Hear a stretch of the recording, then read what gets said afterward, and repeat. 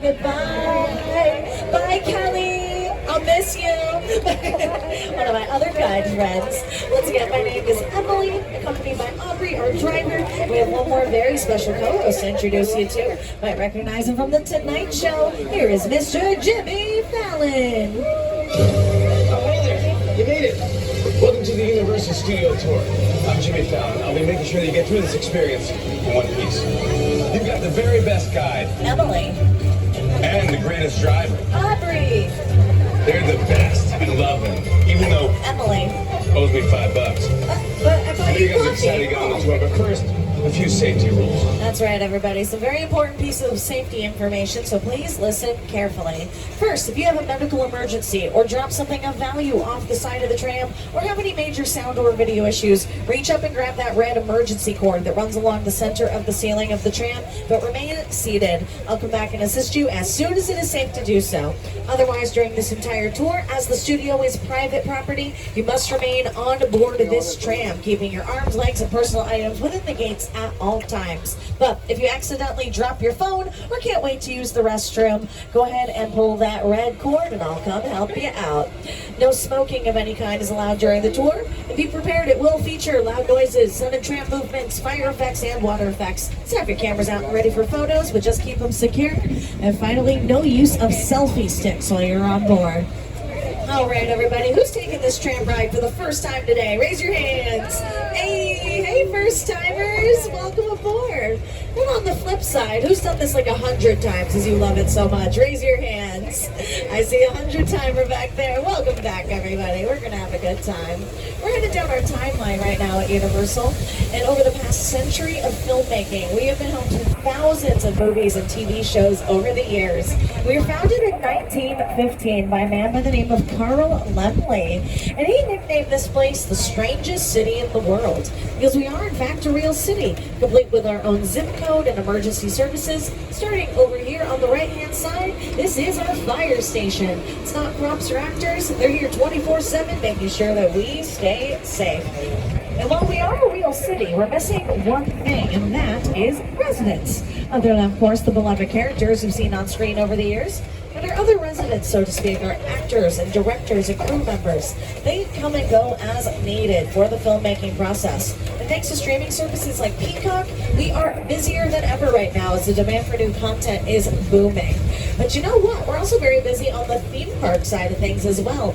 We are super excited to announce that Super Nintendo World will be opening here at Universal Studios Hollywood in early 2023. For updates, you can see our website and the social media accounts. Can I get a woohoo for my Mario fans on board? Yay! Actually, take one to the right and look up. You can actually see some of the construction that's going on for Super Nintendo World, including a little flag like you'd see at the end of any Mario level. So come check us out early next year. Oh, quiet zone.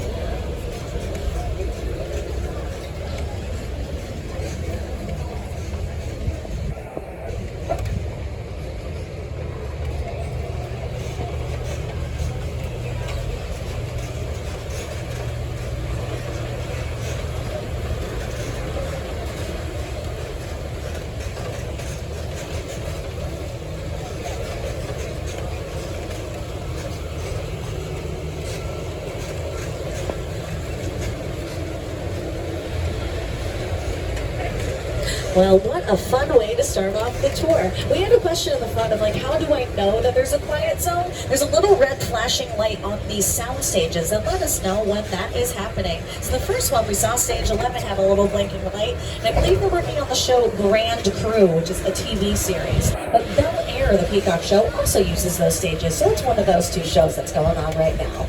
And sound stages are essentially these large warehouses that can be transformed into any interior that you need. Across the way on your left is Soundstage 14. That's one of the largest on the lot, standing at about 20,000 square feet. And it's been home to some big budget movies like Dr. Seuss's How the Grinch Stole Christmas with Jim Carrey. This is where they built Mount Crumpet.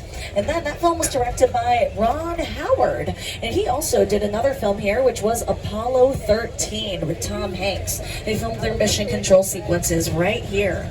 And Howard actually wanted to film at NASA in Houston, but the problem was that they didn't have the space to accommodate the crews and the camera equipment. So instead, they recreated it here down to the last detail on stage 14. And a good showcase of that historic mission.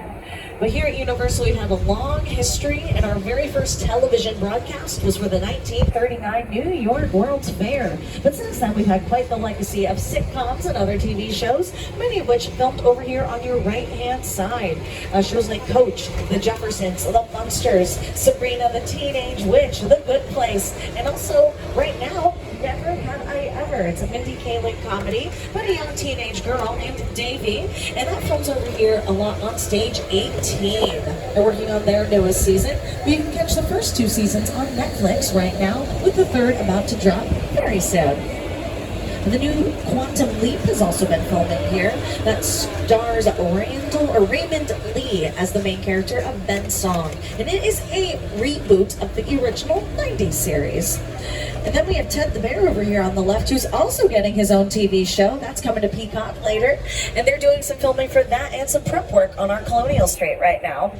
Behind Ted are the production bungalows. In the early days of the studio, these were private dressing rooms for what were called contract players. Those were actors and actresses that could only work exclusively with one studio at a time.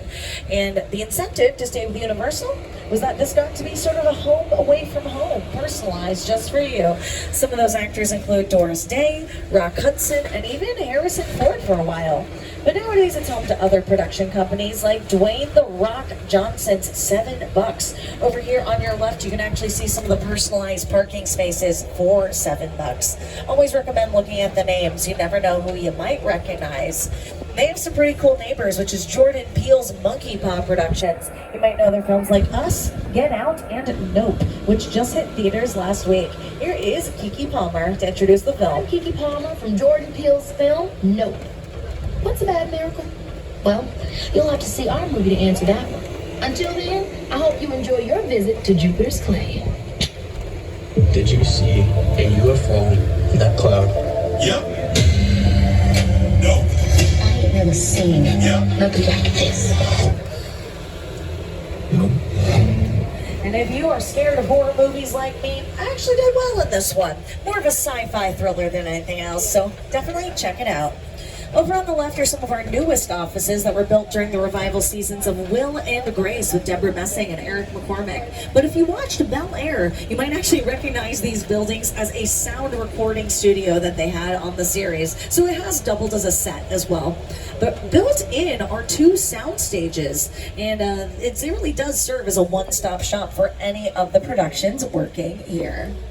And what was cool is they used them for 2016's Hairspray Live with Jennifer Hudson and Kristen Chenoweth. And they started inside and then came out to use our backlot and our Metropolitan sets for their Good Morning Baltimore number, all on live TV.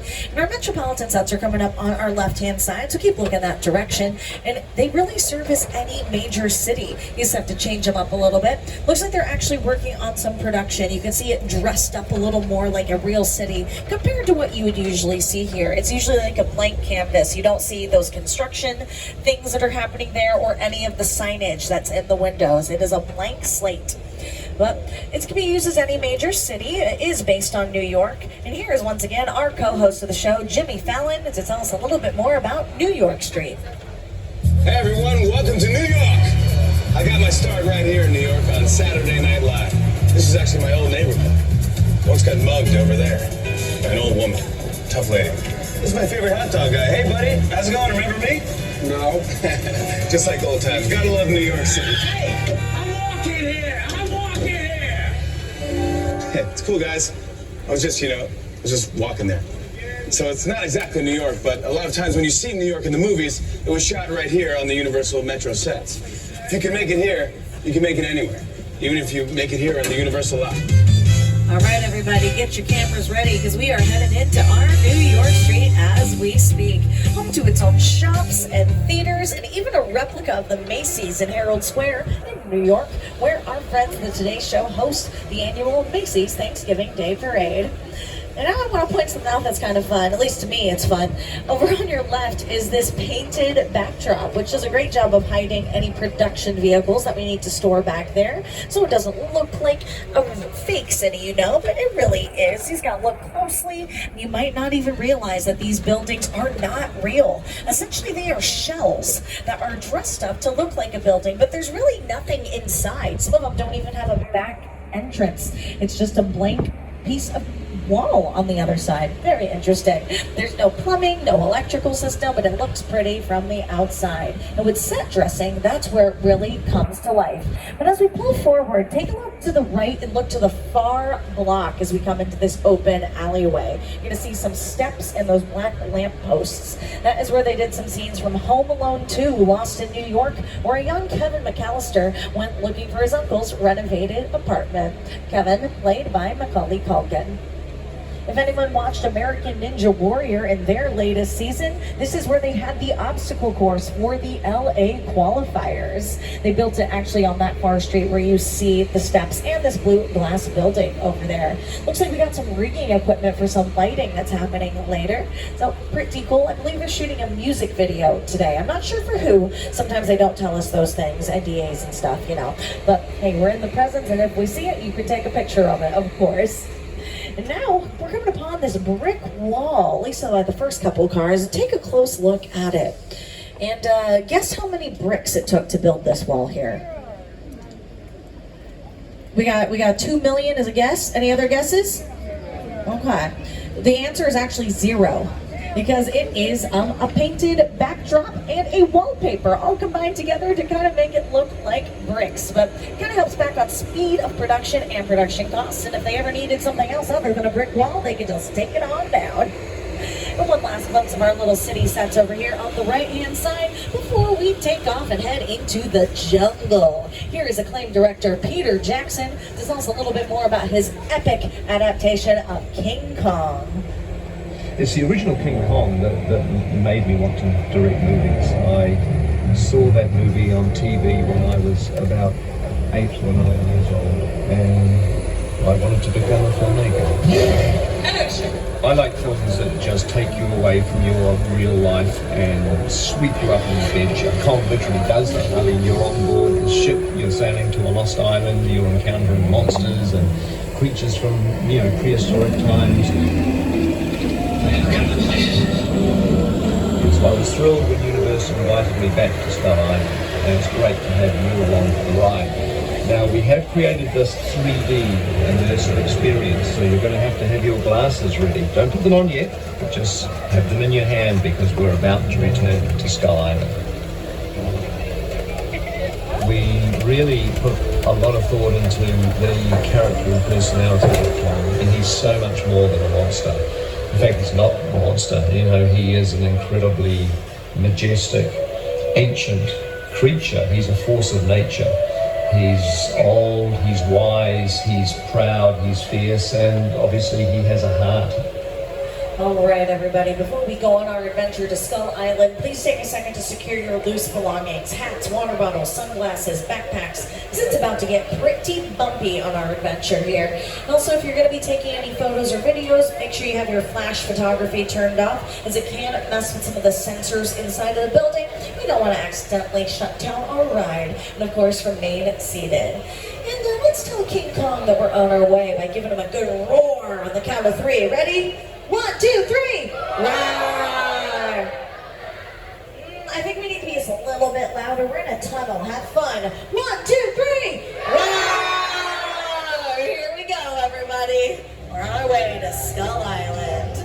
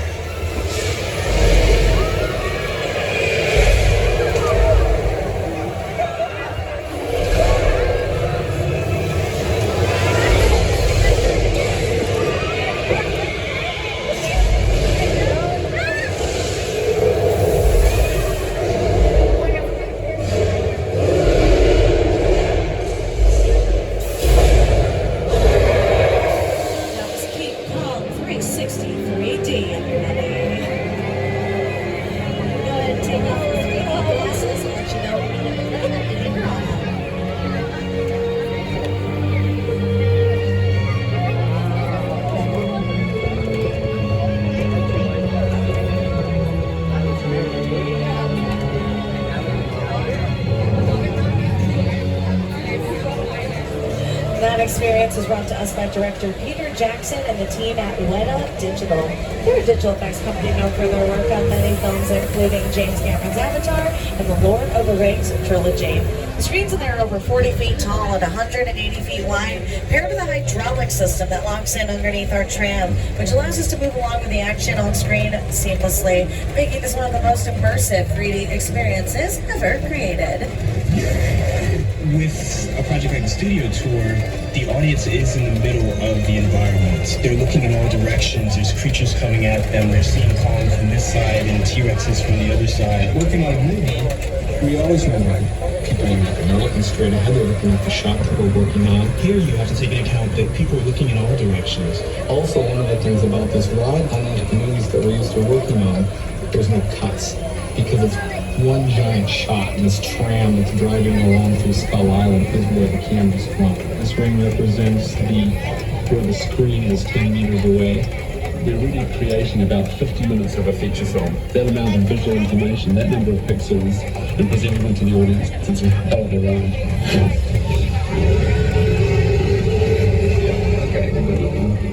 During that experience, you probably noticed how our tram was actually pulled onto the screen and became part of the action, making us what's known in the industry as a picture car. A picture car is any vehicle that you see on screen, whether it be a car, a boat, a plane, a scooter, or obviously in our case a tram. But I think you're probably ready to see some more exciting vehicles than one you've already been on. So get your cameras ready. They're all going to be on the left-hand side, but we're about to share with you some of the picture cars from the Universal Collection here. And once again, of course, I just got to remind you all to remain seated. I know these cars can be very exciting, but you got to stay in those seats. But you can hold your cameras up, of course, if you need. Here we go, Universal's picture cars. First up, we have KITT from the Knight Rider series. And fun fact, for anyone who is a fan of Boy Meets World, the voice of KITT is Bill Daniels, who was Mr. Feeney in Boy Meets World. And then up next is Magnum PI's Ferrari here. And I really wish we could have the Magnum PI theme music. I think it would be a great car montage scene. And then we're going far, far into the future of 2015. And we have some of those custom builds right here from Back to the Future too. And now we're blasting to the past all the way to the bedrock. This is the Flintstones. The car is driven by our friends Barney and Fred. Then coming up, one of my favorite vehicles here, the Ford Anglia from Harry Potter and the Chamber of Secrets. That was the Weasley family's flying car. Up next, Paul Walker's Nissan Skyline from Fast and the Furious. And then some very exciting cars from the Jurassic Park franchise, including that very futuristic gyrosphere in the middle there from Jurassic World. A picture boat from Jordan Peele's Us. And then take a look at this tank from Transformers. But upon closer inspection, you might notice it's not actually a tank. It is a shell made of wood that they've put around another vehicle to make it look like a tank. When you're not the main star, especially in Transformers, that is definitely the big robots that we're focusing on, you don't have to put quite as much detail into the things that get a smaller amount of screen time. Also both budget and production speed. But now we're headed somewhere where no expense was spared. Welcome to John Hammond's greatest creation. Welcome to Jurassic Park. That's right, everybody. We are being transported across the world to Costa Rica and a little island called Isla Nublar, home of Jurassic Park. On either side of the tram, you're going to see some props from the original trilogy. Starting on the right, this little boat that was seen in Jurassic Park 3 or JP3. And then on the left, this cage with some ferocious claw marks on it. But behind the cage is this mobile lab in the camouflage. This was featured in The Lost World. That was the second film. Also starred Julianne Moore. The theme music was composed by a man named John Williams. You might know his other famous songs like Star Wars, Superman, Indiana Jones. And here's just a little taste of his Jurassic Park music.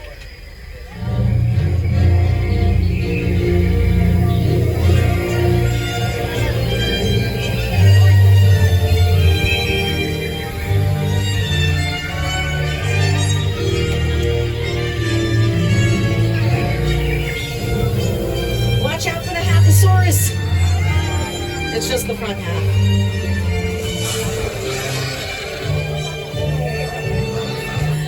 The other dinosaur dinosaurs you met back there are actually called animatronics. Essentially, the ones that used in the film were robotic puppets that were very advanced, which allowed our actors to have a realistic scene partner.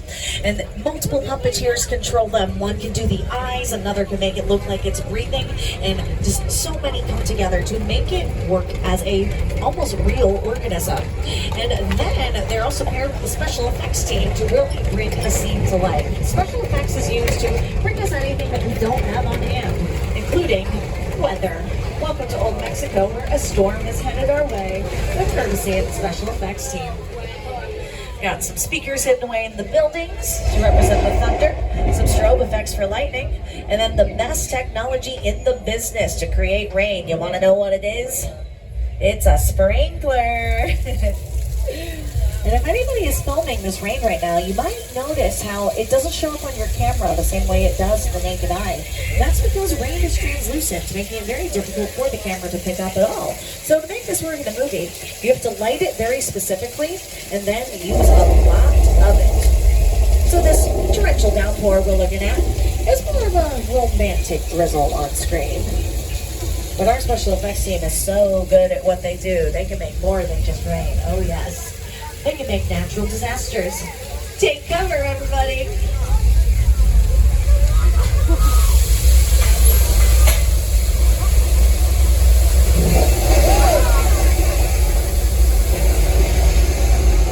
Ooh, good splash there. You can see how this was used in Big Fat Liar with Paul Giamatti and Frankie Muniz.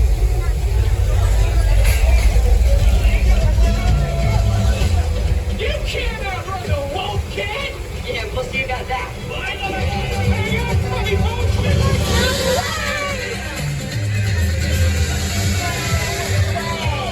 There he goes.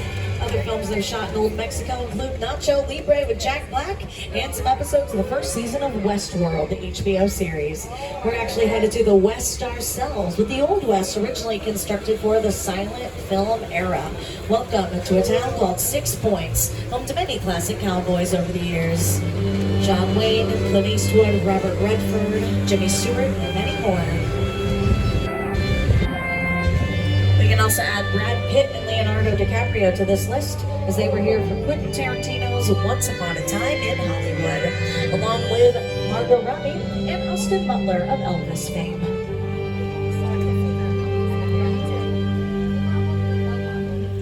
All right, my friends, as the sun sets on 6 Points, letting you know we're at about the halfway point of our journey today.